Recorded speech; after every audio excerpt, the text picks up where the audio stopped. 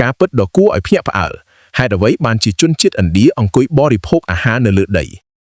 ពិធីនេះគឺជាការជួបជុំហូបបាយសប្បុរសធម៌របស់ជនជាតិឥណ្ឌាដែលតែងតែធ្វើឡើងនៅក្នុងវត្តអារាមពិធីបុណ្យសាសនានៅក្នុងវប្បធម៌របស់ពួកគេការអង្គុយហូបបាយលើដីរួមគ្នាបែបនេះគឺជាការបង្ហាញពីភាពស្មើគ្នាមិនមានការបែងចែកវណ្ណៈជនជាតិឬឋានៈនិងបង្ហាញពីការចែករំលែកសេចក្តីស្រឡាញ់ក្នុងចំណោមសហគមន៍ដោយមានអ្នកស្ម័គ្រចិត្តមកជួយបម្រើនិងចែករំលែកម្ហូបអាហារដល់អ្នកចូលរួមទាំងអស់គ្នាពេលដែលមនុស្សភាគច្រើនឃើញជនជាតិឥណ្ឌាអង្គុយបរិភោគបាយនៅលើផ្ទៃដីពួកគេតែងតែគិតថាវាគ្មានអនាម័យដោយគិតថាគ្មានអ្នកណាដឹងថាដីនោះធ្លាប់មានអ្នកដើរជន់កន្លងមកហើយនោះឡើយប៉ុន្តែការពិតគឺមិនមែនបែបហ្នឹងទេមុនពេលដែលអាហារត្រូវបានគេយកមកបម្រើគឺតែងតែមានមនុស្សដើរយកកែវទឹកមកបាញ់ឬចាក់សម្អាតផ្ទៃដីនៅមុខមនុស្សម្នាក់ជាមុនសិនដើម្បីឲ្យពួកគេអាចបោះសម្អាតកន្លែងនោះបានស្អាតល្អ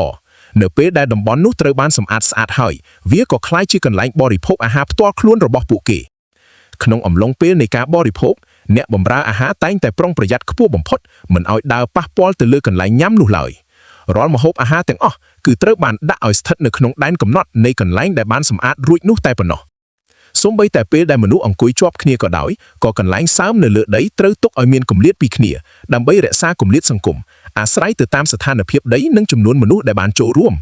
នៅក្នុងកម្មវិធីជប់លៀងឬបុណ្យទានរបស់ជនជាតិឥណ្ឌាតាមជនបទមនុស្សក៏និយមបរិភោគអាហារនៅលើដីដែរ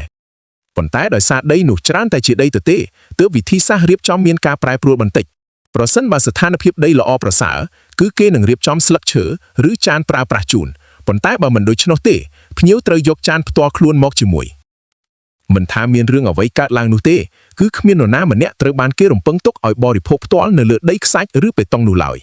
សូម្បីតែនៅក្នុងការជួបជុំធម្មតាក៏អ្នកប្រហែលជាឃើញអាហារត្រូវបានដួសដាក់ឲ្យដោយមិនចាំបាច់ប្រើវែកដួសដែរដោយពឹងផ្អែកទាំងស្រុងទៅលើជំនាញនិងបទពិសោធន៍ផ្ទាល់ដៃតែម្ដង